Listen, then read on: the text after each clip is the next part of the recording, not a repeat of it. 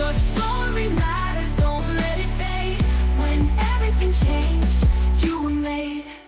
Hey, and welcome back to the One Stories podcast. I'm Wendy Babcock. I'm joined today with Jim. Welcome, Jim. Good morning. Thank you for having me. Of course. So, Jim, you just did your one story not too long ago, February of 26. I just want everyone to learn a little bit about who you are. So, do you want to give us a little bit of like your bio, your background? Tell us who Sure, you sure, are. sure. I'm Jim Plasky. I'm a family nurse practitioner by trade.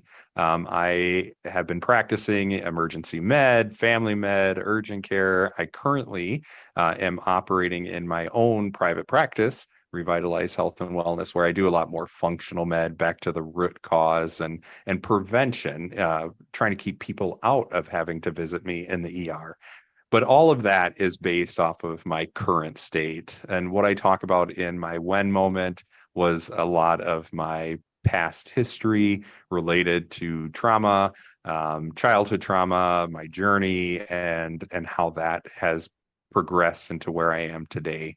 So one side, clinician, other side, more of that survivor from trauma, and blending those two pathways to really help my patients further. And what I love that you do is you work in that prevention mode too.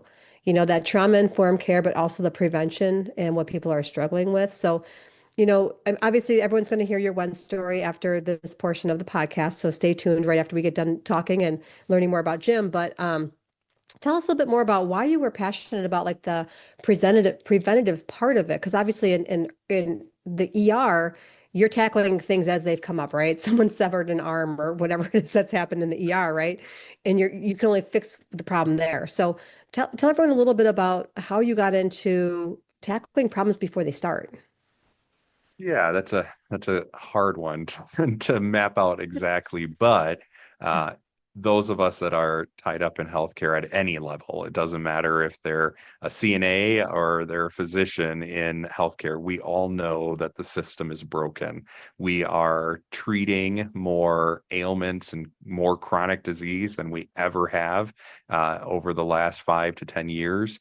And what's changed, right? A lot of access has changed. And then you throw the pandemic into the mix where people were afraid to go for preventative medicine. And so now we're still cleaning up the pieces of things that we could have identified earlier.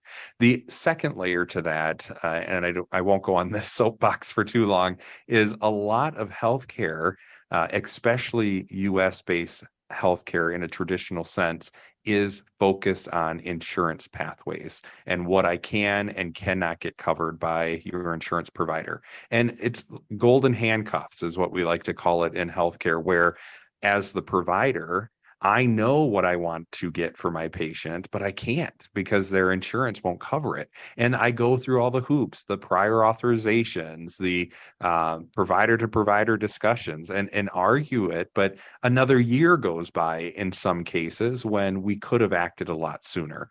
So in my practice, I don't take insurance. And it's kind of that area that you're seeing a lot more providers make that decision because we can go back to treating the patient and treating the patient in the best way that we know how.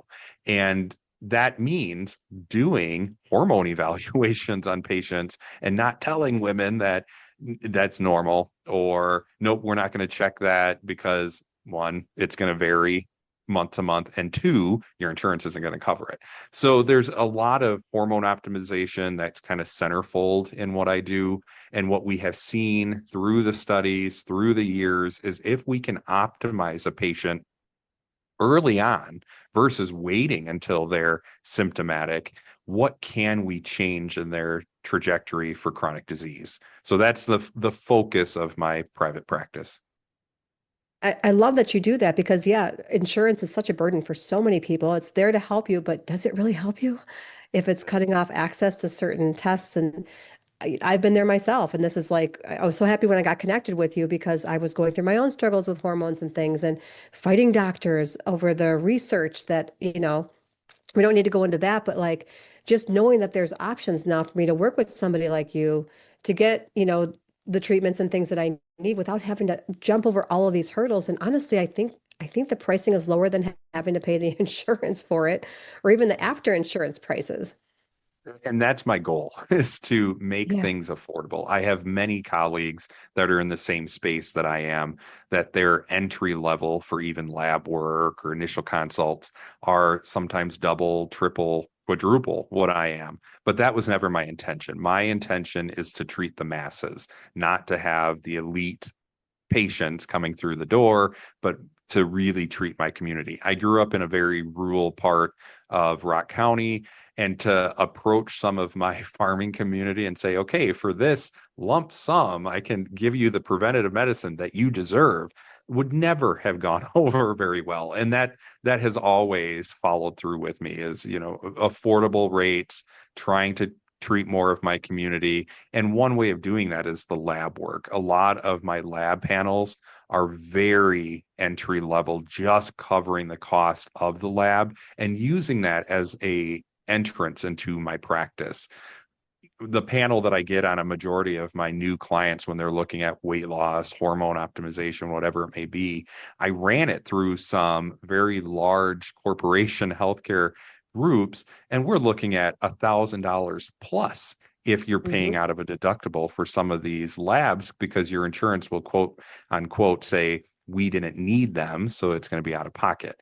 Versus Yeah. at my direct access lab point, I can get it for $199. So it's a huge difference in price and just trying to open doors to a lot of my community members. That's fantastic because that price difference can make or break someone getting testing, number one.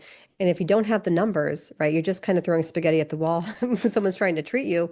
They don't know your numbers. And I learned that, so you'll probably raise your eyebrows at this one. So I did go to a holistic practitioner. She was fantastic. And she actually ran all the numbers. And she's like, Wendy, your vitamin D is like 9. Which is really low. She's like, no wonder why you're having, and everything affects everything. So she's like, now we have a clearer look. She ran all the different vitamin, whatever the wording is for it. And we could start targeting what was actually wrong instead of just throwing pills at me, trying to fix who knows what, you know? It's And a it's lot of people incredible. don't realize that connection between vitamins and optimization and how much of a precursor it is to other things. So without vitamin D, our hormones, of course, are going to be low. So we have to treat one in hand with the other and not in a silo. And I'm Yeah. glad you brought that up. And I don't want this to sound like I'm pitching my clinic by any means, but I just want the listener to be aware that there are clinicians close to you that are against that status quo of just saying, nope, your insurance won't cover it. But truly, if it is something that's going to identify something wrong with you, ask those hard questions as to why won't you get it covered? Or are Hmm. there alternatives that I could be looking at before I have to take your 5 pills to treat the same condition?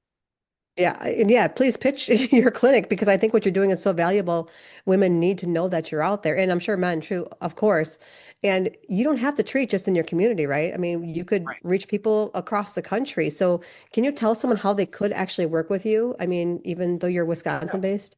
Yeah, that's a very gray area, right? So I do because I am a Wisconsin-based clinician, and my office is here in Wisconsin. I do have to see you once for an intake, and then on a yearly basis after that on site.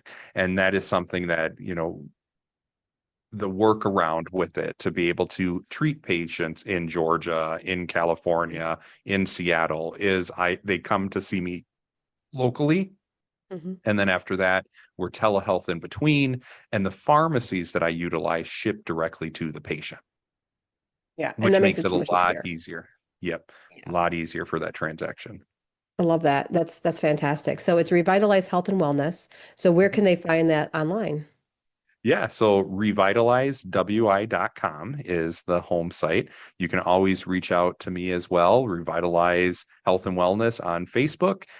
Many options to contact me, and my contact info, I believe, will be at the end of the One Story podcast information. So I'm happy to talk with anybody anytime. I offer free discovery calls because a lot of times people just have questions as to, is this something I should look at, or do you you have any tips or tricks of how I can talk to my primary to get this ordered? I'm always happy to answer those questions. Talk about a value, because if I have to find a new provider in my town, I have to pay a lot of money just to kind of figure out if I even like them, Hmm. if they're the Yeah, right person.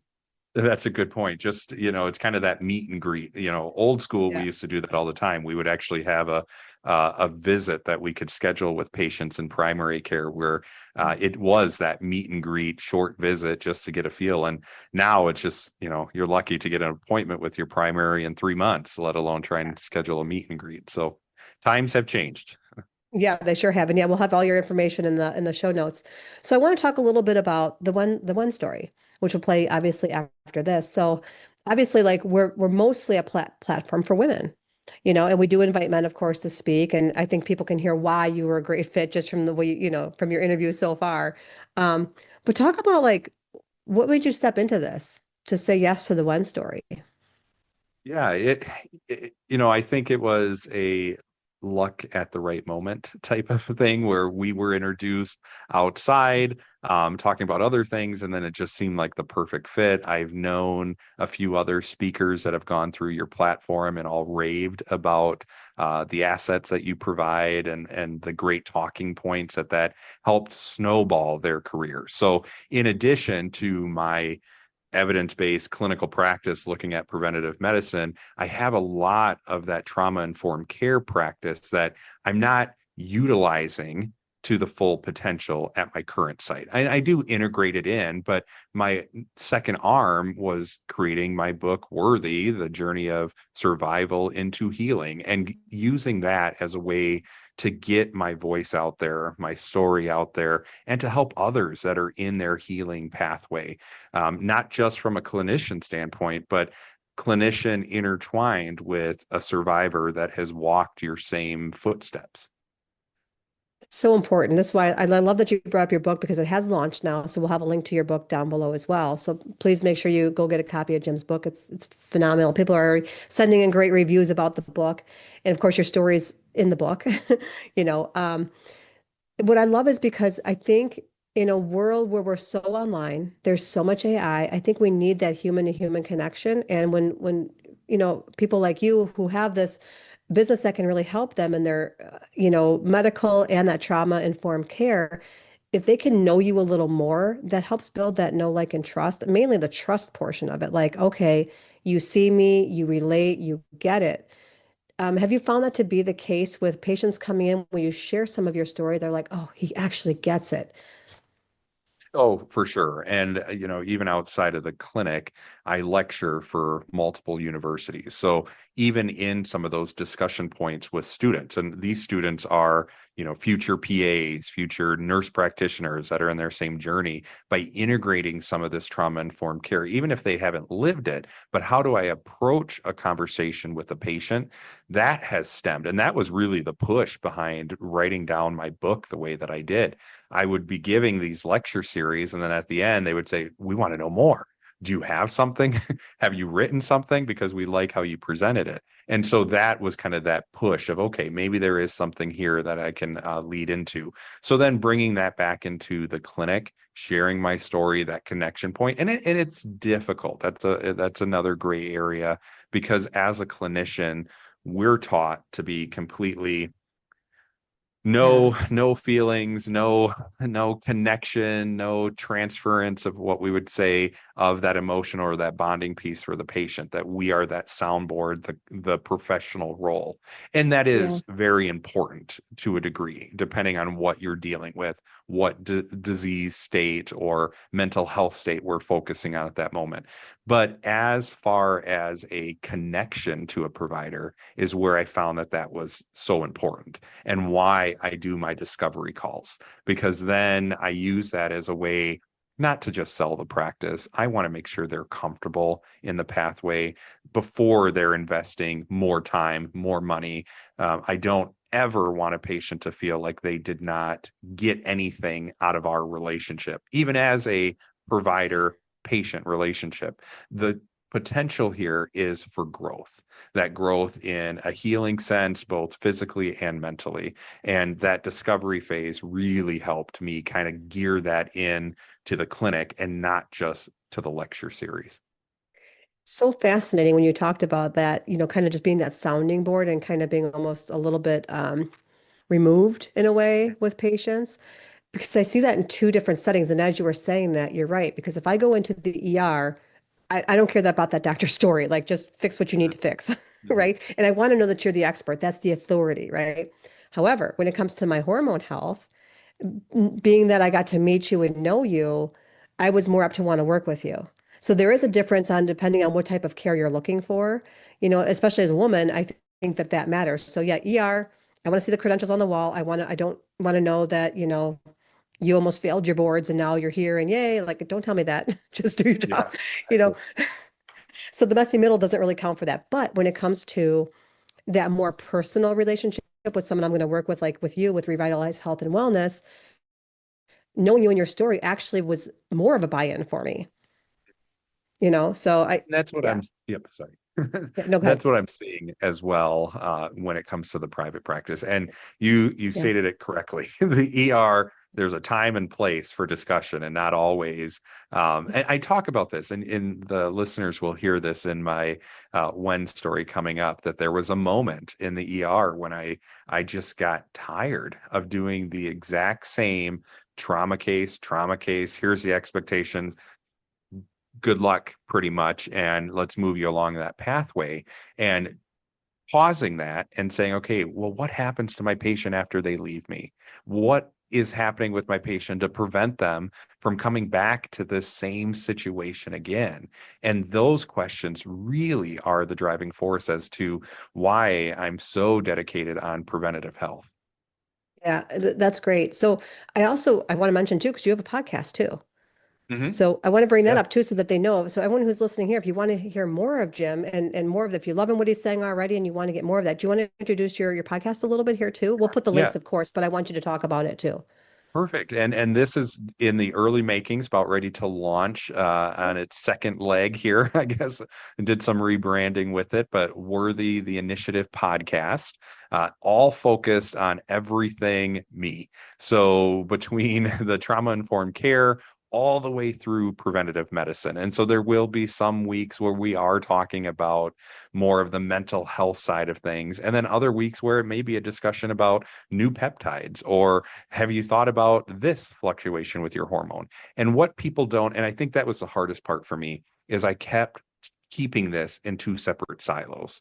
And when I did my when story and I started bridging it together, is seeing how much overlap there really is and how can I combine that? Because hormone fluctuation affects my mental health state. My mental health state is going to, in return, affect so many other things with hormones, chronic disease management, how I'm carrying myself. So it really does play together. And I want this podcast to be that point where listeners, whether they're following my journey as an author, as a speaker with Worthy, or they're a patient listening from the clinic, that they're going to get connection points from both of those pathways. Fantastic. I can't wait for this podcast. I'll be a listener for sure. Oh, So thank you. yeah, absolutely. And just on a last note then before we sign off, can you tell me a little bit about just the process with One Stories? What did you get out of it? Are you glad you got on that stage and told your story? Because your story like hit a lot of us, even in coaching. Like there was a lot of tears from your story. So I can't wait for everyone to hear that coming up next. But what was that process like for you, especially a man on the women's stage, essentially? All stories are important. So I'm so glad that you shared yours. And I talk about this a little bit in my book, and it's been kind of centerfold through the media for a while, is imposter syndrome, right? We never feel like we deserve to be in the platform, in the degree, in whatever it may be. And that's a battle. That's an internal battle. I'm putting that barrier on myself. Definitely felt that initially going on to the when story, and mainly with the coaching, cleared everything up. Everybody was fantastic. The assistance that I had from yourself and your guidance with how to frame the story, how to present yourself, all the guest speakers that you brought in really took a very raw time in my life and helped me shape it more into a journey for the patient. And I think, or the listener, see, I'm already tied up in my clinic. So, Right. but I think, yeah, the biggest thing there though is I had my book. It was already in the process. I had a lot of the framework of what I thought I wanted to share, but you really directed that in a new direction. And how could we connect it from my when moment to all of the past and then bringing back to the current state? And that direction, I think, is what sold that very small glimpse in time with our speech into presenting a lifetime worth of a journey, right? So I thank you for that. And that framework really made a difference in my ability to share my story. Awesome. Thank you so much for that. I appreciate that. I just want to make sure everyone has a good experience with it and, to just share obviously there's some of these stories are very traumatic. There's a lot of content warnings on what we put out into the world, but it ties into something even more important, which is how you create that impact now. And you're obviously, a shining star in that area for what you put out into the world now through your book, the podcast, your private practice, and the work that you do. Like, do you sleep? You have a Not lot going much. on, Yeah, not right? much on the weekends. Right, exactly. So all the show notes, we'll have all of Jim's information below, everything that we've talked about today. So I just want to thank Jim again for being on the podcast, and we'll play your one story coming up next. Sounds good. Thank you all. All right, thank you. Your story matters, don't let it fade. When everything changed, you were made. When everything changed, I didn't realize it even happened.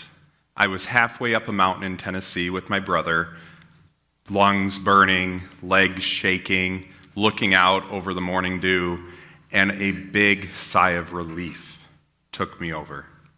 You have to understand, before the mountain, there was an emergency room. Before the emergency room, there was a childhood where I learned that silence meant survival. Being invisible meant that I was safe. To understand, you have to see that in my family, love was not unconditional. Love did not come easily. Fear came more than love in my household. I was roughly 6, and my brother was 2. He had wet the bed again.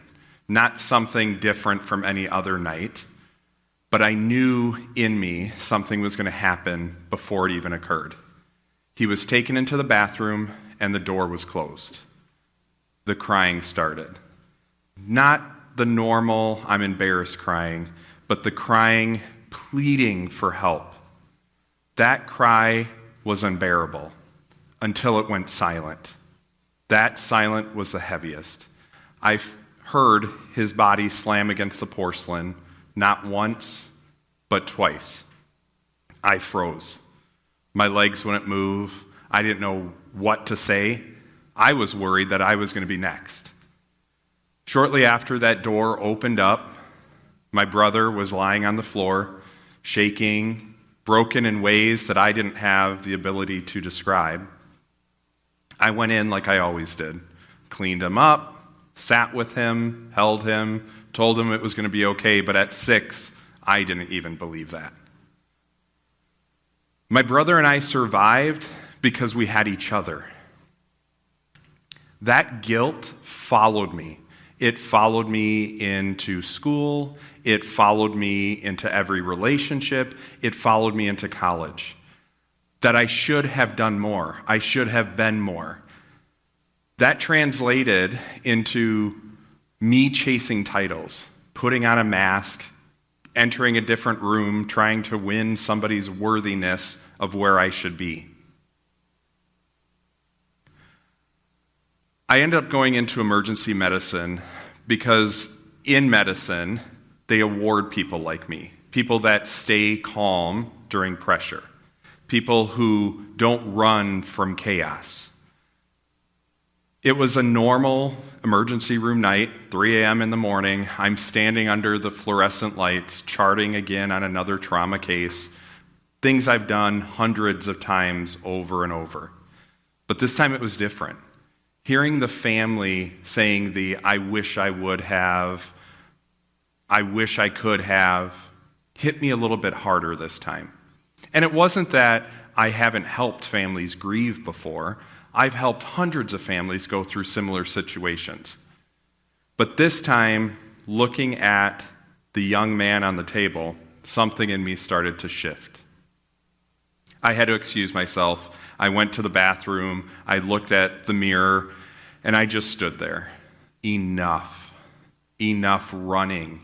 Enough hiding. Enough not giving myself the permission to heal. The permission to grieve the childhood that I never had. Shortly after this, I started seeing patients differently. We're trained to look at a patient's diagnosis, come up with the treatment plan, hand them over, and go on to the next case. It was no longer like that for me. Trauma-informed care really became the centerfold of my practice, where I'm no longer asking, what happened to you? My brother and I decided shortly after this to take a trip. And this trip was just a vacation. We were both exhausted, both needed a breakaway, went to Tennessee, decided to climb this mountain that we had talked about for most of our grown adult years. Something that we anticipated was going to be more of a fun travel than anything. As we're climbing up this mountain, something happened within me. My shoulders started to relax. I could breathe deeper, but then the emotion starting to hit. I did not anticipate that mountain was going to impact me as much as it did, but it did. Looking over at my brother, who used to be this little 2-year-old that I was trying to protect, now a 7-foot-tall man who had gone through life with me. We didn't have to say anything because we had both lived it. When we got to the top of that mountain and we're looking out, both of us had tears in our eyes of that release. He would not admit it, but we both sat there and just talked for hours of the things we had gone through, the things we wish we would have said to each other, but we didn't know how, but really embracing each other as the men that we are now. Coming back home, it changed everything. It changed how I looked at the world, because that mountain wasn't a destination, it was an exhale. I now felt free. I'm still a family nurse practitioner practicing in the emergency room, but now I also own my own practice, Revitalize Health and Wellness. And in this branch, I help people get to the root cause of their illness, including that trauma-informed care. Because a lot of what illness is, chronic disease that we're chasing now, is that underlying stress and anxiety, that burnout that has been building up over time. And if we can identify that, can we help prevent? Medicine is so caught up in chronic disease that we're missing that prevention.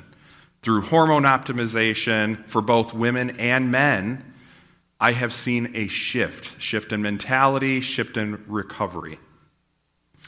I still lecture for multiple NP universities, PAs, MDs, but what has changed is my direction for trauma-informed care and them wanting to know more about my story, about my practice, about my journey, how I do it. That led me to write the book, Worthy, a journey of survival into healing. And I'm working on getting this published now because it came out of a desire to learn more. I now have the Worthy Initiative, a platform for trauma where we no longer have to be isolated, but we can heal together. I realized when everything changed, I wasn't unworthy, I was surviving. Thank you. Your story matters.